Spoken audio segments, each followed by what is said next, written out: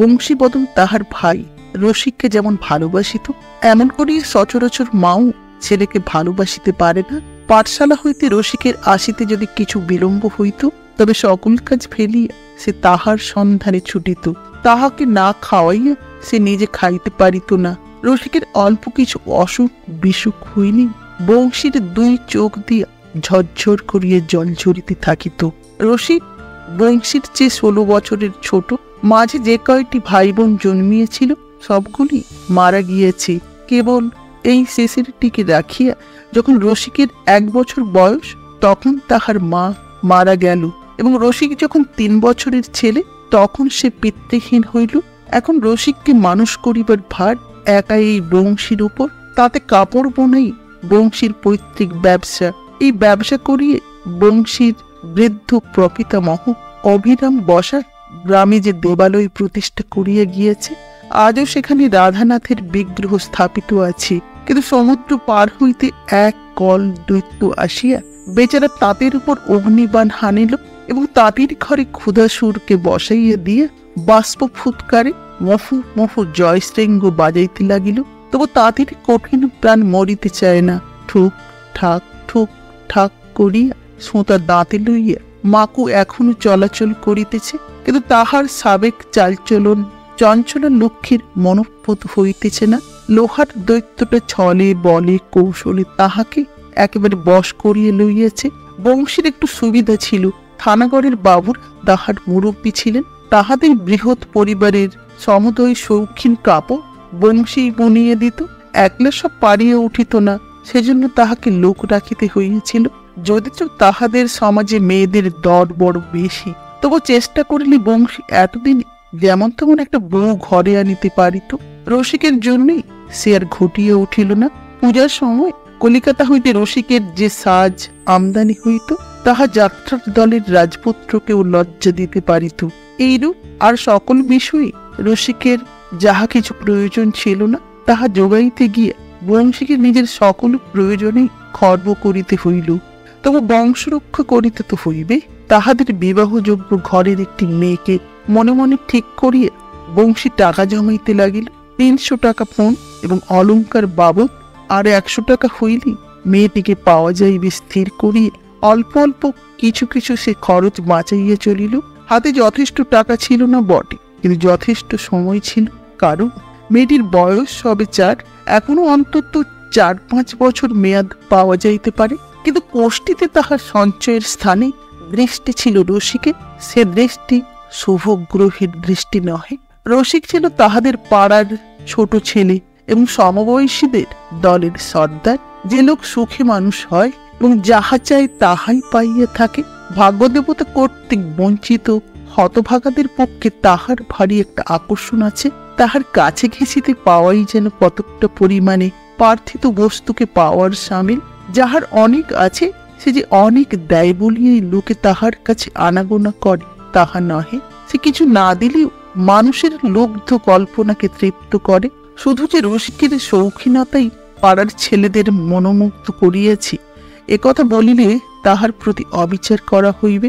সকল বিষয়ে রসিকের এমন একটি আশ্চর্য নৈপুণ্য ছিল যে তাহার যে উচ্চ বংশের ছেলেরাও তাহাকে খাতির না করিয়া থাকিতে পারিত না। সে যাহাতে হাত দেয় তাহাই অতি সুকৌশলে করিতে পারে। তাহার মনের উপর যেন কোনো পূর্ব সংস্কারের মূঢ়তা চাপিয়া নাই। সেই জন্য সে যাহা দেখে তাহাই গ্রহণ করিতে পারে। রসিকের এই কারো নৈপুণ্যের জন্য তাহার কাছে ছেলেমেয়েরা, এমনকি তাহাদের অভিভাবকেরাও পর্যন্ত উমেদারি করিত। কিন্তু তাহার দোষ ছিল কি, কোনো একটা কিছুতে সে বেশি দিন মন দিতে পারিত না। একটা কোনো বিদ্যা আয়ত্ত করিলেই আর সেটা তাহার ভালো লাগিত না। তখন তাহাকে সে বিষয়ে সাধ্য সাধনা করিতে গেলে সে বিরক্ত হইয়া উঠিত।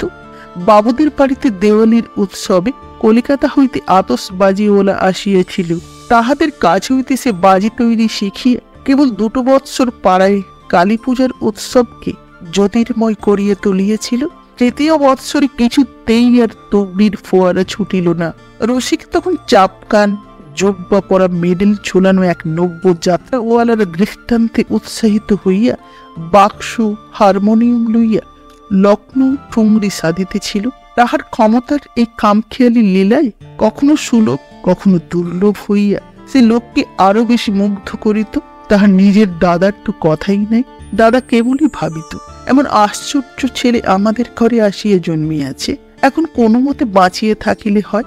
এই ভাবিয়া নিতান্ত অকারণে তাহার চোখে জল আসিত এবং মনে মনে রাধানাথের কাছে ইহাই প্রার্থনা করিত যে আমি যেন উহার আগে মরিতে পারি। এমনতর ক্ষমতাশালী ভাইয়ের নিত্য নতুন শখ মেটাইতে গেলে ভাবি বধূ কেবলই দূরতর ভবিষ্যতে অন্তর্ধান করিতে থাকে, অথচ বয়স চলিয়ে যায় অতীতের দিকে।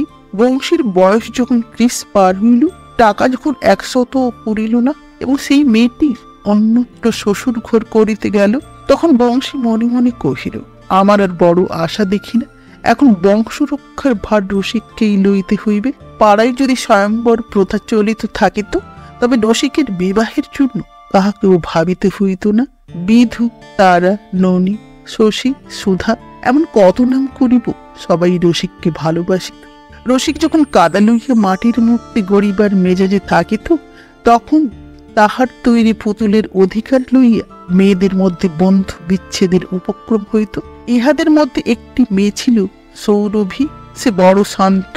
সে চুপ করিয়া বসি পুতুল গড়া দেখিতে ভালোবাসিত এবং প্রয়োজন মতো রসিককে কাদা কাঠি প্রভৃতি অগ্রসর করিয়ে দিত। তার ভারী ইচ্ছা রসিক তাহাকে একটা কিছু ফরমাস করে। কাজ করিতে করিতে রসিক পান চাহিবে জানিয়া সৌরভী যোগাইয়া দিবার জন্য প্রতিদিন প্রস্তুত হইয়া আসিত। রসিক সহস্তের কীর্তিগুলি তাহার সামনে সাজাইয়া ধরিয়ে যখন বলিত, সৈরি তুই এর কোনটা নিবি বল, তখন সে ইচ্ছা করিলে যেটা খুশি লইতে পারিত, কিন্তু সংকোচে কোনোটাই লইত না। রসিক নিজের পছন্দ মতো জিনিসটি তাহাকে তুলিয়া দিত। পুতুল গড়ার পর্ব শেষ হইলে যখন হারমোনিয়াম বাজাইবার দিন আসিল, তখন পাড়ার ছেলেমেয়েরা সকলেই এই যন্ত্রটা টেপাটেপি করিবার জন্য ঝুঁকিয়ে পড়িত। রসিক তাহাদের সকলকেই হুঙ্কার দিয়ে খেদাইয়া রাখিত। সৌরভী কোনো উৎপাত করিত না। সে তাহার ডোরে শাড়ি পরিয়ে বড় বড় চোখ মেলিয়ে বাম হাতের উপর শরীরটার ভার দিয়া হেলিয়ে বসিয়ে চুপ করিয়া আশ্চর্য হইয়া দেখিত। রসিক ডাকিত, আয় সৈরি, একবার টিপিয়ে দেখ। সে মৃদু মৃদু হাসিত, অগ্রসর হইতে চাহিত না। রসিক অসম্মতি সত্ত্বেও নিজের হাতে তাহার আঙুল ধরিয়া তাহাকে দিয়া বাজাইয়া লইত। সৌরভীর দাদা গোপালু রসিকের ভক্ত বৃন্দের মধ্যে একজন অগ্রগণ্য ছিল। সৌরভীর সঙ্গে তাহার প্রভেদ এই যে ভালো জিনিস লইবার জন্য তাহাকে কোনো দিন সাধিতে হইত না। সে আপনি ফরমাস করিত এবং না পাইলে অস্থির করিয়া তুলিত। নতুন গোছের যাহা কিছু দেখিত তাহাই সে সংগ্রহ করিবার জন্য ব্যস্ত হইয়া উঠিত। রসিক কাহারও আবদার বড় সহিতে পারিত না। তবু গোপাল যেন অন্য ছেলেদের চেয়ে রসিকের কাছে কিছু বেশি প্রশ্রয় পাইত। বংশী মনে মনে ঠিক করিল, এই সৌরভীর সঙ্গেই রসিকের বিবাহ দিতে হইবে। কিন্তু সৌরভীর ঘর তাহাদের চেয়ে বড়, 500 টাকার কমে কাজ হইবার আশা নাই। এতদিন বংশী কখনো রসিককে তাহার তাঁত বোনায় সাহায্য করিতে অনুরোধ করে নাই। খাটুনি সমস্তই সে নিজের ঘাড়ে লইয়াছিল। রসিক নানা প্রকার বাজে কাজ লইয়া লোকের মনোরঞ্জন করিত, ইহা তার দেখিতে ভালোই লাগিত। রসিক ভাবিত, দাদা কেমন করিয়া যে রোজই এই এক তাঁতের কাজ লইয়া পড়িয়া থাকে, কে জানে, আমি হইলে তো মরিয়া গেলেও পারি না। তাহার দাদা নিজের সম্বন্ধে নিতান্তই টানাটানি করিয়া চালাইত, ইহাতে সে দাদাকে কৃপণ বলিয়া জানিত। তাহার দাদার সম্বন্ধে রসিকের মনে যথেষ্ট একটা লজ্জা ছিল। শিশুকাল হইতেই সে নিজেকে তাহার দাদা হইতে সকল বিষয়ে ভিন্ন শ্রেণীর লোক বলিয়াই জানিত। তাহার দাদাই তাহার এই ধারণাকে প্রশ্রয় দিয়ে আসিয়াছে। এমন সময় বংশী নিজের বিবাহের আশা বিসর্জন দিয়ে রসিককেরই বধূ আনিবার জন্য যখন উৎসুক হইল, তখন বংশীর মন আর ধৈর্য মানিতে চাহিল না। প্রত্যেক মাসের বিলম্ব তাহার কাছে অসহ্য বোধ হইতে লাগিল। বাজনা বাজিতেছে, আলো জ্বালা হইয়াছে, বরসজ্জা করিয়া রসিকের বিবাহ হইতেছে। এই আনন্দের ছবি বংশীর মনে তৃষ্ণার্তের সম্মুখে মৃগতিশিকার মতো কেবলই জাগিয়া আছে। তবু যথেষ্ট দ্রুত বেগে টাকা জমিতে চায় না। যত বেশি চেষ্টা করে ততই যেন সফলতাকে আরো বেশি দূরবর্তী বলিয়া মনে হয়। বিশেষত মনের ইচ্ছার সঙ্গে শরীরটা সমান বেগে চলিতে চায় না। বারবার ভাঙিয়া ভাঙিয়া পড়ে। পরিশ্রমের মাত্রা দেহের শক্তিকে ছাড়াইয়া যাইবার জো করিয়াছে। যখন সমস্ত গ্রাম নিষুপ্ত, কেবল নিশাচরের চৌকিদারের মতো প্রহরে প্রহরে শ্রীগালের দল হাঁক দিয়ে যাইতেছে, তখনও মিটমিটে প্রদীপে বংশী কাজ করিতেছে। এমন কত রাত ঘটিয়েছে, বাড়িতে তাহার এমন কেহই ছিল না যে তাহাকে নিষেধ করে। এদিকে যথেষ্ট পরিমাণে পুষ্টিকর আহার হইতেও বংশী নিজেকে বঞ্চিত করিয়াছে। গায়ের শীত বস্ত্রখানে জীর্ণ হইয়া পড়িয়াছে। তাহার নানা ছিদ্রের খিড়কির পথ দিয়ে গোপনে শীতকে ডাকিয়ে ডাকিয়েই আনে। গত 2 বৎসর হইতে প্রত্যেক শীতের সময় বংশী মনে মনে এইবারটা একরকম করিয়া চালাইয়া দিই, আরেকটু হাতে টাকা জমুক। আসছে বছর যখন কাবুলিওয়ালা তাহার শীত বস্ত্রের বোঝা লইয়া গ্রামে আসিবে, তখন একটা কাপড় ধারে কিনিয়া তাহার পরের বৎসরে শোধ করিব। ততদিনে তহবিল ভরিয়া উঠিবে। সুবিধা মতো বৎসর আসিল না, ইতিমধ্যে তাহার শরীর টেকে না এমন হইয়া আসিল। এতদিন পরে বংশী তাহার ভাইকে বলিল, তাঁতের কাজ আমি একলা চালাইয়া উঠিতে পারি না, তুমি আমার কাজে যোগ দাও। রসিক কোনো জবাব না করিয়া মুখ বাঁকাইল। শরীরের অসুখে বংশীর মেজাজ খারাপ ছিল। সে রসিককে ভৎসনা করিল, কহিল, বাপ পিতামহের ব্যবসা পরিত্যাগ করিয়া তুমি যদি দিনরাত হো হো করিয়া বেড়াইবে, তবে তোমার দশা হইবে কি? কথাটা অসঙ্গত নহে এবং ইহাকে কটূক্তিও বলা যায় না। কিন্তু রসিকের মনে হইল এত বড় অন্যায় তাহার জীবনে সে কোনোদিন সহ্য করে নাই। সেদিন বাড়িতে সে বড় একটা কিছু খাইল না। ছিপ হাতে করিয়া চন্দনী দহে মাছ ধরিতে বসিল। শীতের মধ্যাহ্ন নিস্তব্ধ। ভাঙা উঁচু পাড়ির উপর শালিক নাচিতেছে, পশ্চাতের আম বাগানে ঘুঘু ডাকিতেছে এবং জলের কিনারায় শৈবালের উপর একটি পতঙ্গ তাহার স্বচ্ছ দীর্ঘ 2 পাখা মেলিয়ে দিয়ে স্থিরভাবে রৌদ্র পোহাইতেছে। কথা ছিল রসিক আজ গোপালকে লাঠি খেলা শিখাইবে। গোপাল তাহার আশু কোনো সম্ভাবনা না দেখিয়া রসিকের ভাঁড়ের মধ্যেকার মাছ ধরিবার কেঁচোগুলাকে লইয়া অস্থিরভাবে ঘাটাঘাটি করিতে লাগিল। রসিক তাহার গালে ঠাস করিয়া এক চড় বসাইয়া দিল। কখন তাহার কাছে রসিক পান চাহিবে বলিয়া সৌরভী যখন ঘাটের পাশে ঘাসের উপর 2 পা মেলিয়া অপেক্ষা করিয়া আছে, এমন সময় রসিক হঠাৎ তাহাকে বলিল, সৈরি, বড় ক্ষুধা পাইয়াছে, কিছু খাবার আনিয়ে দিতে পারিস? সৌরভী খুশি হইয়া তাড়াতাড়ি ছুটিয়া গিয়া বাড়ি হইতে আঁচল ভরিয়া মুড়ি মুড়কি আনিয়া উপস্থিত করিল। রসিক সেদিন তাহার দাদার কাছেও ঘেঁষিল না। বংশীর শরীর মন খারাপ ছিল। রাত্রে সে তাহার বাপকেও স্বপ্ন দেখিল। স্বপ্ন হইতে উঠিয়া তাহার মন আরো বিকল হইয়া উঠিল। তাহার নিশ্চয়ই মনে হইল বংশলোপের আশঙ্কায় তাহার বাপের পরলোকেও ঘুম হইতেছে না। পরদিন বংশী কিছু জোর করিয়ে রসিককে কাজে বসাইয়া দিল। কেননা ইহা তো ব্যক্তিগত শোক দুঃখের কথা নহে, এই যে বংশের প্রতি কর্তব্য। রসিক কাজে বসিল বটে, কিন্তু তাহাতে কাজের সুবিধা হইল না। তাহার হাত আর চলেই না। পদে পদে সুতা ছিঁড়িয়ে যায়, সুতা সারিয়া তুলিতে তাহার বেলা কাটিতে থাকে। বংশী মনে করিল ভালোরূপ অভ্যাস নাই বলিয়াই এমনটাই ঘটিতেছে। কিছুদিন গেলেই হাত দুরস্ত হইয়া যাইবে। কিন্তু স্বভাব পটু রসিকের হাত দুরস্ত হইবার দরকার ছিল না বলিয়াই তাহার হাত দুরস্ত হইতে চাহিল না। বিশেষত তাহার অনুগত বর্গ তাহার সন্ধানে আসিয়া যখন দেখিত সে নিতান্ত ভালো মানুষটির মতো তাহাদের বাপ পিতামহের চিরকালীন ব্যবসায় লাগিয়ে গেছে, তখন রসিকের মনে ভারী লজ্জা এবং রাগ হইতে লাগিল। দাদা তাহাকে তাহার এক বন্ধুর মুখ দিয়া খবর দিল যে সৌরভীর সঙ্গে রসিকের বিবাহের সম্বন্ধ স্থির করা যাইতেছে। বংশী মনে করিয়াছিল এই সুখবরটা নিশ্চয়ই রসিকের মন নরম হইবে, কিন্তু সেরূপ ফল তো দেখা গেল না। দাদা মনে করিয়াছেন সৌরভীর সঙ্গে বিবাহ হইলেই আমার মোক্ষ লাভ হইবে। সৌরভীর প্রতি হঠাৎ তাহার ব্যবহারের এমনি পরিবর্তন হইল যে সে বেচারা আঁচলের প্রান্তে পান বাঁধিয়া তাহার কাছে আসিতে আর সাহসী করিত না। সমস্ত রকম সকম দেখিয়া কি জানি এই ছোট্ট শান্ত মেয়েটির ভারী কান্না পাইতে লাগিল। হারমোনিয়াম বাজনা সম্বন্ধে অন্য মেয়েদের যে তাহার যে একটু বিশেষ অধিকার ঘটিয়েছিল সে তো ঘুচিয়েই গেল। তারপর সর্বদাই রসিকের যে ফাইফরমাস খাটিবার ভার তাহার উপর ছিল সেটাও রহিল না। হঠাৎ জীবনটা ফাঁকা এবং সংসারটা নিতান্তই ফাঁকি বলিয়া তাহার কাছে মনে হইতে লাগিল। এতদিন রসিক এই গ্রামের বনবাদার, রথতলা, রাধানাথের মন্দির, নদী, খেয়াঘাট, বিল, দিঘি, কামারপাড়া, ছুতারপাড়া, হাটবাজার সমস্তই আপনার আনন্দে ও প্রয়োজনে বিচিত্রভাবে অধিকার করিয়া লইয়াছিল। সব জায়গাতেই তাহার একটা একটা আড্ডা ছিল।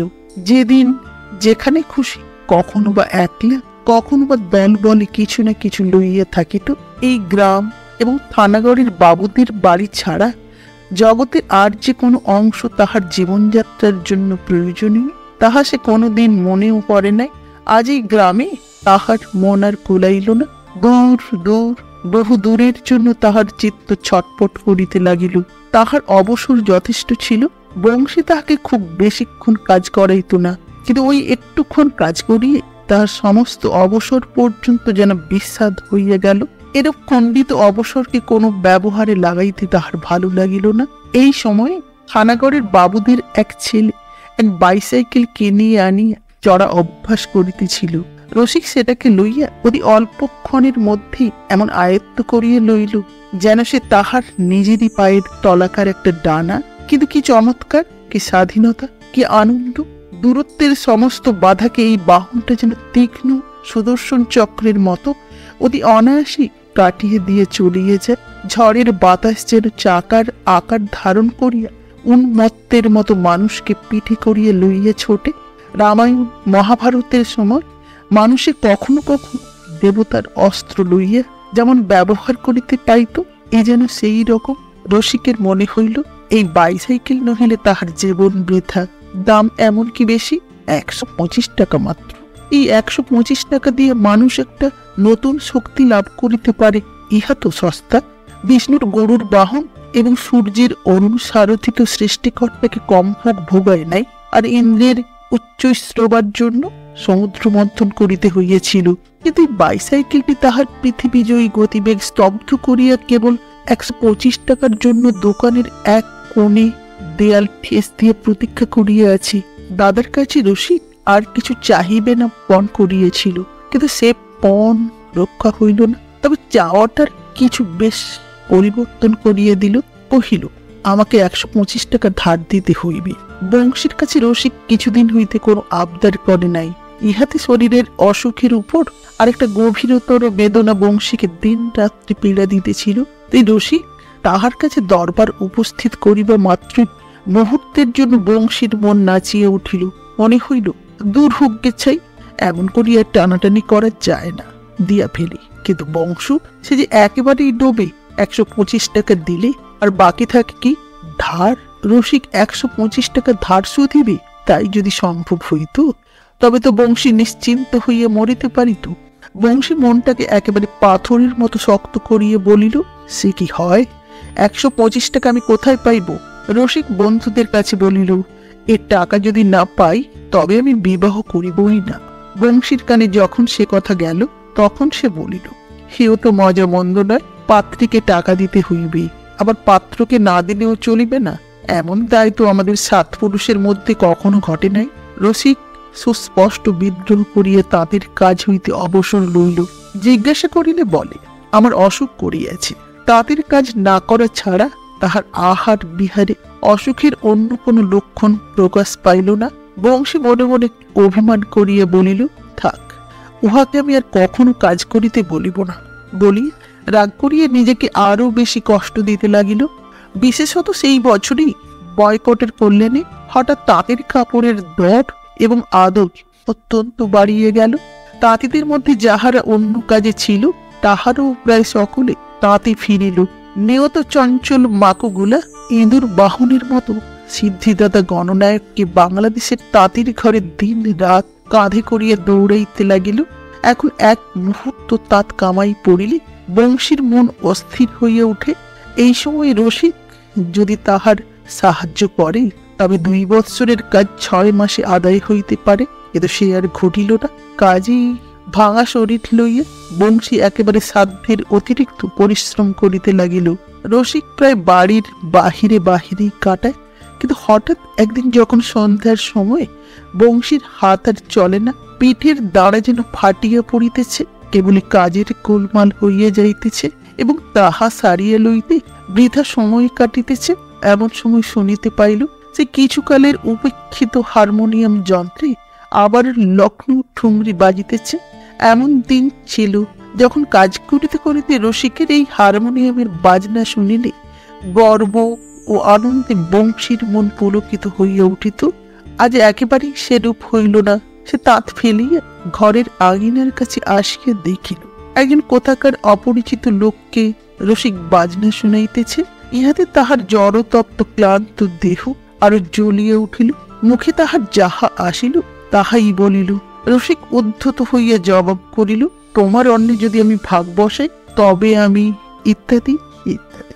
বংশ কহিল, আর মিথ্যা বড়াই করিয়া কাজ নাই। তোমার সামর্থ্য কতদূর ঢের দেখিয়াছি। শুধু বাবুদের নকলে বাজনা বাজাইয়া নবাবি করিলেই তো হয় না। বলিয়া সে চলিয়া গেল। আর তাতে বসিতে পারিল না। ঘরে মাদুরে গিয়া শুইয়া পড়িল। রসিক যে হারমোনিয়াম বাজাইয়া চিত্ত বিনোদন করিবার জন্য সঙ্গী জুটাইয়া আনিয়াছিল তাহা নহে। থানাগড়ে যে সার্কাসের দল আসিয়াছিল, রসিক সেই দলের চাকরির উমেদারি করিতে গিয়েছিল।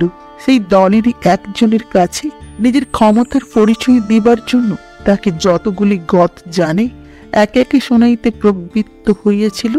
এমন সময় সঙ্গীতের মাঝখানে নিতান্ত অন্যরকম সুর আসিয়া পৌঁছিল। আজ পর্যন্ত বংশীর মুখ দিয়ে এমন কঠিন কথা কখনো বাহির হয় নাই। নিজের বাক্যে সে নিজেই আশ্চর্য হইয়া গেল। তাহার মনে হইল যেন তাহাকে অবলম্বন করিয়া আরেকজন কে নিষ্ঠুর কথাগুলো নিয়ে গেল। এমনতর মর্মান্তিক ভৎসনা পরে বংশীর পক্ষে আর তাহার সঞ্চয়ের টাকা রক্ষা করা সম্ভবপর নহে। যে টাকার জন্য হঠাৎ এমন অভাবনীয় কাণ্ডটা ঘটিতে পারিল, সেই টাকার উপর বংশীর ভারী একটা রাগ হইল। তাহাতে আর তাহার কোনো সুখ রহিল না। রসিক যে তাহার কত আদরের সামগ্রী, এই কথা কেবলই তাহার মনের মধ্যে তোলপাড় করিতে লাগিল। যখন সে দাদা শব্দ উচ্চারণ করিতে পারিত না, যখন তাহার দুরন্ত হস্ত হইতে তাঁতের সোঁতাগুলোকে রক্ষা করা এক ভীষণ ব্যাপার ছিল, যখন তাহার দাদা হাত বাড়াইব মাত্র সে অন্য সকলের কোল হইতে ঝাঁপাইয়া পড়িয়া সবেগে তাহার বুকের উপর আসিয়া পড়িত এবং তাহার ঝাঁকড়া চুল ধরিয়া টানাটানি করিত, তাহার নাক ধরিয়া দন্তহীন মুখের মধ্যে পড়িবার চেষ্টা করিত, সে সমস্তই সুস্পষ্ট মনে পড়িয়া বংশীর প্রাণের ভিতরটাতে হাহাকার করিতে লাগিল। সে আর শুইয়া থাকিতে পারিল না। রসিকের নাম ধরিয়া বার কয়েক করুণ কণ্ঠে ডাকিল। সাড়া না পাইয়া তাহার জ্বর লইয়া সে উঠিল। গিয়া দেখিল সেই হারমোনিয়ামটা পাশে পড়িয়া আছে। অন্ধকারে দাওয়ায় রসিক চুপ করিয়া একলা বসিয়া। তখন বংশী কোমর হইতে সাপের মতো সরু লম্বা এক থলি খুলিয়া ফেলিল। রুদ্ধ প্রায় কণ্ঠে কহিল, এই নে ভাই, আমার এ টাকা সমস্ত তোরই জন্য। তোরই বউ ঘরে আনিব বলিয়া আমি এ জমাইতেছিলাম, কিন্তু তোকে কাদাইয়া আমি জমাইতে পারিব না। ভাই আমার, গোপাল আমার, আমার সে শক্তি নাই। তুই চাকার গাড়ি কিনিস, তোর যা খুশি তাই করিস। রসিক দাঁড়াইয়া উঠিয়া শপথ করিয়া কঠোর স্বরে কহিল, চাকার গাড়ি কিনতে হয়, বউ আনিতে হয়, আমার নিজের টাকায় করিব, তোমার ও টাকা আমি ছুঁইব না। বলিয়া বংশীর উত্তরের অপেক্ষা না করিয়া ছুটিয়া চলিয়া গেল।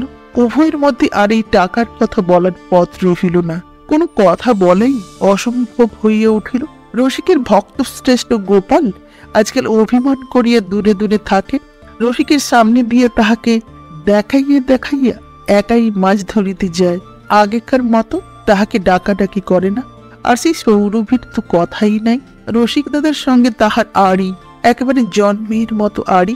অথচ সে যে এত বড় একটা ভয়ঙ্কর আড়ি করিয়েছে সেটা রসিককে স্পষ্ট করিয়া জানাইবার সুযোগ না পাইয়া আপন মনে ঘরের কোণে অভিমানে ক্ষণে ক্ষণে কেবলই তাহার দুই চোখ ভরিয়া উঠিতে লাগিল।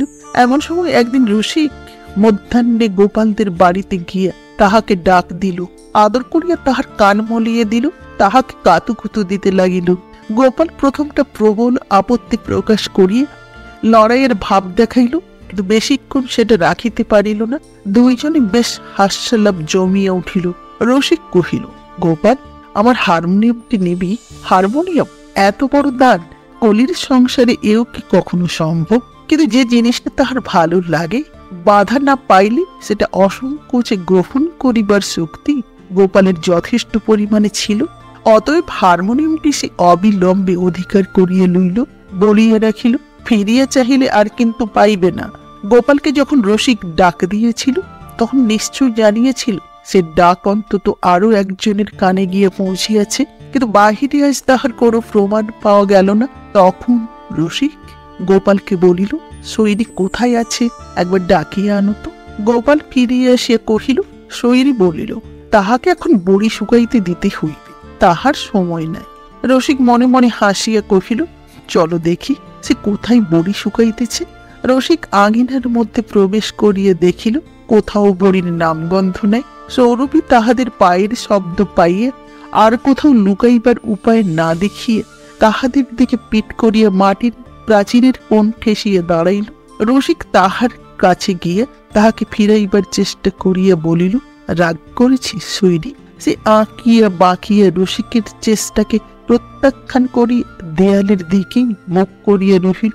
একদা রসিক আপন খেয়ালে নানা রঙের সুতা মিলাইয়া নানা চিত্র বিচিত্র করিয়া একটা কাঁথা সেলাই করিতেছিল। মেয়েরা যে কাঁথা সেলাই করিত তাহার কতকগুলো বাঁধা নকশা ছিল, কিন্তু রসিকের সমস্তই নিজের মনের রচনা। যখনই সেলাইয়ের ব্যাপার চলিতেছিল তখন সৌরভী আশ্চর্য হইয়া এক মনে তাহা দেখিত। সে মনে করিত জগতে কোথাও এমন আশ্চর্য কাঁথা আজ পর্যন্ত রচিত হয় নাই। প্রায় যখন কাঁথা শেষ হইয়া আসিয়াছে এমন সময় রসিকের বিরক্তি বোধ হইল, সে আর শেষ করিল না। ইহাতে সৌরভী মনে ভারী পীড়া বোধ করিয়াছিল। এইটা শেষ করিয়া ফেলিবার জন্য সে রসিককে কতবার যে কত সানুনয় অনুরোধ করিয়াছে তাহার ঠিক নাই। আর ঘন্টা 2-3 বসিলেই শেষ হইয়া যায়, কিন্তু রসিকের যাহাতে গা লাগে না তাহাতে তাহাকে প্রবৃত্ত করাইতে কে পারে। হঠাৎ এতদিন পরে রসিক কাল রাত্রি জাগিয়া সেই কাঁথাটি শেষ করিয়াছে। রসিক বলিল, শৈরী, সেই কাঁথাটি শেষ করিয়াছি, একবার দেখবি না?